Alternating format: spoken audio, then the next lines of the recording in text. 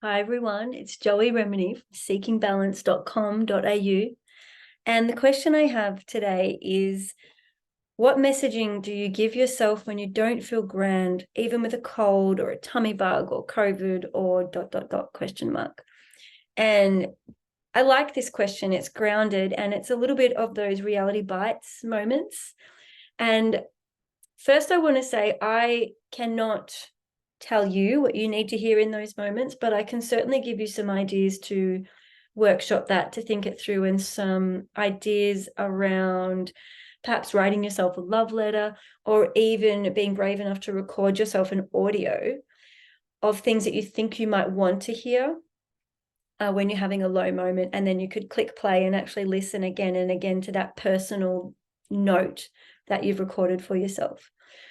So I want to say, I think it's in module 6 of the Rocksteady program, we actually go through this process. So if you're in my program, go ahead and use module 6 to guide this for you. But we talk about, once by the time we've gotten to module 6 of the Rocksteady program, we know what exacerbates symptoms. We know what not to do. And that is a great place to start. So sometimes just really reminding yourself that this is not a time to escalate, catastrophize, run around crazy, trying to get all this external support, that this could be a time to really pause, body scan, hold our hands on our body, and to begin really gentle and simple practices of self-compassion. I know for myself, when I feel a head cold, a stomach bug, COVID, I actually really deeply enjoy being able to stop and pause and cocoon and retreat, because that is my sensory type. And I find it's really socially acceptable to stay at home in bed and read a book when I'm sick or tired. I feel like I can ask for more help babysitting the kids, or, do really simple meals or order in nourishing meals. And for me, I find it to be like just this mini holiday where I can just be with my body and let the world love me up. And so I know for me, and this is different for other people, I've had a COVID experience twice, and I just loved the isolation. I loved the lockdown. I had a few dear friends deliver me food to my door. I was home with my 2 children. At one point, my husband was traveling overseas, so I had the kids alone for 3 weeks with COVID. And I just felt this sweet harmony of our family staying home, playing games, reading books, being in the garden, just the most absolute minimal, simple living. And I felt deeply nourished by that slow living. So I could imagine for some people there might be fear of missing out or really wanting external stimulation. And there's nothing wrong with any of that, because different people have different sensory needs. Some people need loud music, bright colors, crowds, travel, and the idea of being in lockdown, isolated, could be just the thought of it traumatic. So for me, I think I really lean on that permission to deeply enter the cocoon and retreat, to reach out for supports. And that I find nourishing, just simply enjoying staying in my pajamas all day and reading books, like really giving myself permission to be sick. I do remember there was a time, this is kind of going back for me now. It's been almost 10 years since I've really had symptoms. But I do remember when I was in my high stress time of life, I didn't understand my brain and body. My lifestyle was not suited to my brain and body. So I had much more symptomatology: tinnitus, dizziness, vertigo, migraine, anxiety, depression, burnout. It was hard. I do remember as I was learning to listen to my body and slow down, I would feel heavy, I would feel lazy, I would judge myself. And that is internalized ableism, which is an example of what not to do. So I would be telling myself to hurry up, come on, I should be better by now. And I'd have the common cold or a flu, and I would be hard on myself about that. It's like, oh, you're never feeling good. You're not eating enough vegetables. You're not well enough. So there was this really more critical, loud voice in my head at that point in time, because I was really swimming in burnout and big emotions, unprocessed trauma. So now 10 years on, it's a completely different story. I'm much more able to flow with self-compassion, kindness, gentleness. And I'm not looking on the bright side. I'm not sort of ignoring the fact that my stomach might hurt or my nose is really blocked or I have a headache. I'm not dismissing that. I'm actually deeply nurturing that. And I'm deeply grateful for the experience or the opportunity to slow down. And I think when I was in my busier, living in the city, living in Melbourne, working in the university or the hospital system, I actually didn't have as much opportunity to slow down and recuperate and to really get that retreat and cocooning I needed. So I was constantly experiencing that friction of a person environment mismatch. There was conflict between me and my beautiful way of being sensitive and autistic and neurodivergent and all of those things that make me me. There was a massive mismatch between the world I had chosen for myself and the workplace, and just living in the city. It didn't work well for me. So I would get sick more often. I was run down. I was chronically tired. And so there was a lot of this critical looping going on, which if I look at that from the spiritual perspective, that was really my apprenticeship as in my 20s, as I'm learning about myself in the world, to stop and listen. All of the fast thoughts, the rundown, the tiredness, the fatigue, that was my body's way of saying, this is not working for me. We can do better. And of course I listened. I really deeply listened, and I reshaped my life to live quieter in a smaller town, close to nature, where I can feel nourished.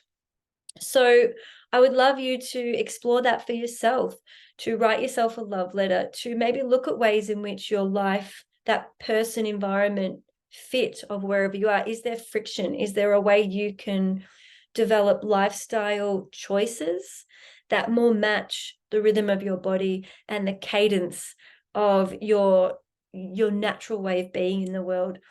Ideally, we wake up feeling refreshed and we go to bed at night feeling content.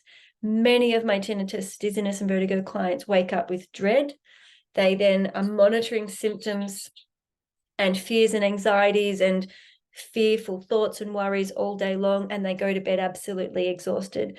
So there's not that sense of authenticity, rhythm, and flow that's honoring their personal capacity and resources. There's too much friction.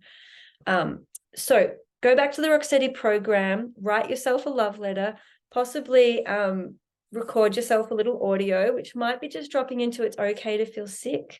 It's actually really normal to get a head cold. It's okay to feel run down. Your body's talking to you. In what ways can we lighten the load over the next month or the next 6 months? What changes can we make? Are there people in our life that are really draining and not nourishing for us? Are there career choices we need to be questioning? Just looking at ways that the body might be consistently drained and exhausted, or having sensory overwhelmed too often, too much. The brain actually doesn't want to do that computing anymore. Is there executive load functioning that in ways you can make it more gentle? Delegate, automate, prioritize, delete. In what ways can you allow your brain to function optimally, but also just at its average every day? Just that reminder that we don't want to be functioning at our best all the time, because that is what will lead to burnout. It's called our best because we're supposed to be functioning at our best, maybe 10 or 15% of the time, if that, and then functioning at our worst 10 or 15% of the time. And in the middle, for that 70 or 80%, we're functioning at our average. So we want to develop a lifestyle and life choices that allow us to function at our average. And only you know what that looks like, because it's your body, it's your brain. You understand your capacity, your resources, and your physical, mental, emotional, spiritual layers of how all of that is sort of ebbing and flowing for you. So, back in the day when I was very traumatized, stressed, overloaded, overwhelmed, and on the brink of burnout, if not actually in burnout, I was just simply doing too much every day. I had too many things that I had expectations that I should attend and I should do. And I was cooking for friends and I was caring for my brother and I was working at the university and the hospital. I had just a lot of demands upon me that I was saying yes to. I was people pleasing without realizing it. I didn't really understand how to nourish my body and brain and recuperate and care for myself. And all of those skills and tools really came for me more in my 30s, as I started to learn how to tap into my creativity, how to be with my emotions, and how to really cultivate a genuine work-life balance that wasn't theoretical or cookie cutter. It was actually what works for me.